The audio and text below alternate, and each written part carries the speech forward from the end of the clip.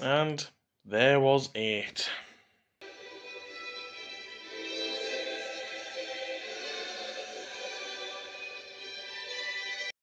We have six-time European winners Bayern Munich. Manchester City looking for their first Champions League. We have current reigning champions Real Madrid. Chelsea still in the mix. Napoli, the surprise underdog for the season. AC Milan doing well and beating Spurs. Inter Milan. Benfica sending Scott Parker down. And off with Benfica versus Club Brugge. Let's be honest. Benfica ran away with this game. It ended up 7-1 on aggregate, but 5 on the night. And I have to say, Benfica are playing some wonderful stuff at the minute. Scott Parker's in a little bit of trouble at Club Brugge if he hasn't been sacked already time this video goes out, which is next week after the Madrid game. But yeah, it ended up 7-1 overall. Benfica are just a really good side on that at the minute. They lost Darwin Núñez to Liverpool, but yeah, they're doing quite well. They're in the quarterfinals for the Champions League, but yeah, good overall performance from Benfica. Ramos is a player to watch in the quarterfinals for sure. Chelsea managed to scrape through against Borussia Dortmund at home at Stamford Bridge. Sterling with the opening goal inside 43 minutes, and Kai Havertz with a second penalty because he missed the first one. But 2-0 Chelsea after Borussia Dortmund led the first leg 1-0 with Adeyemi, if I'm mistaken correctly. Adeyemi with the first goal, 1-0. Second leg, Chelsea had to come out and play, get a goal to either take extra time or get two to win it. At the end, they got 2 goals and they went through. At the end, quite comfortable on the night, I would say, because Borussia Dortmund were just an average team then. But what do you expect when you lose a player like Erling Haaland to Manchester City? It's just you gotta replace something like that. But Chelsea are also through to the quarterfinals of the Champions League. Bayern Munich versus PSG. Well,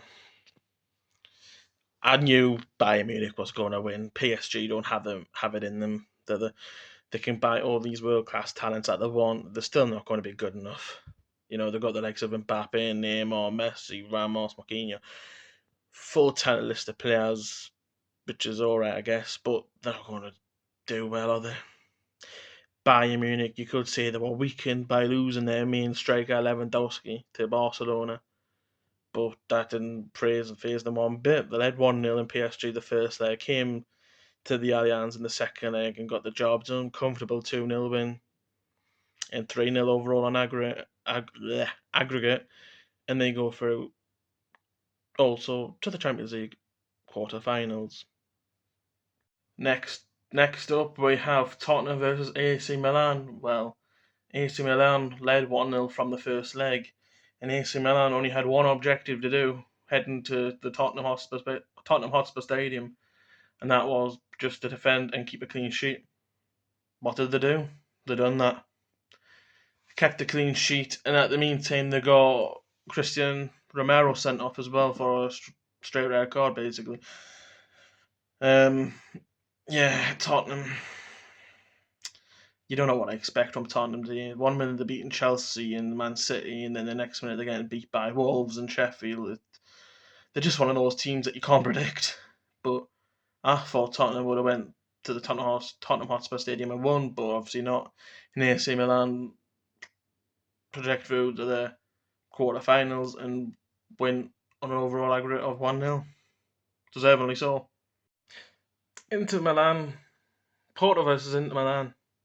Now, Inter Milan had to do the same task what AC Milan had to do, and that was defend a 1-0 lead from the first leg, and that's what Inter Milan done basically. They went to Porto, the Dragao Stadium, and just defended their 1-0 lead, and they defended very, very well. But if you look at the stats for Porto, you might say they dominated in shots and possession, but Porto at the end didn't have that clinical striker to put a goal up front for them. But also Pepe got sent off in the 97th minute as well for Porto, but as it ends, Inter 1, Porto 0, Inter go through on aggregate 1-0. to the quarterfinals of the Champions League. Manchester City versus RB Leipzig. It was 1-1 the first leg, if you didn't know that already. 7-0, 7-0 champion. Wow. We heard 7-0 from somewhere before, didn't we? Man United. Yeah. Anyway, 7-0. It was the Haaland show, basically. He got 5 goals, and Van Haaland, Abby Cole, and Pep Guardiola, all the names under the sun, because I want that double hat-trick. No, he subbed him off. I was hoping that he had stayed on as well so he can get another goal, make it 6 or 7 for himself, but Pep decided, nope, you're getting subbed off. But at the end, Manchester City go through comfortable winners at the end, don't they, really?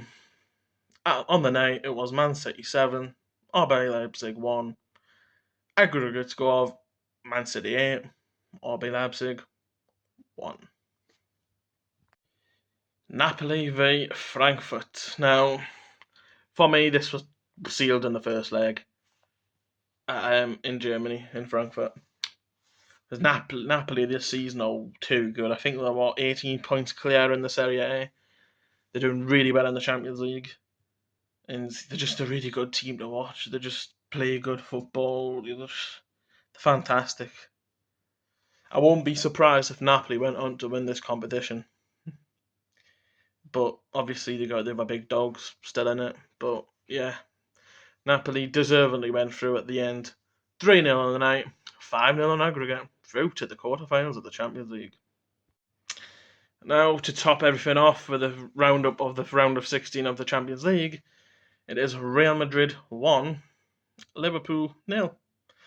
Now, Liverpool needed to go to the Bernabeu with a clear plan, and that was to score goals. Just score. But Real Madrid are that experienced, they managed to shut up shop and just cancel Liverpool out, really. Not so Liverpool had many chances, because they didn't. And Real Madrid could have had 3 or 4 themselves this game, but they're lucky that Madrid didn't take those chances. Any other day they would have, but. And also, I think Madrid had one eye on Sunday as well for the El Clasico. So, yeah, Liverpool were just, I don't know. They're not, they weren't at it.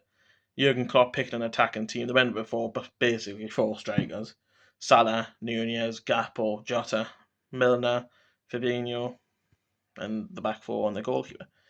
But the goalkeeper made some outstanding saves that game. But it was done the first leg, realistically speaking.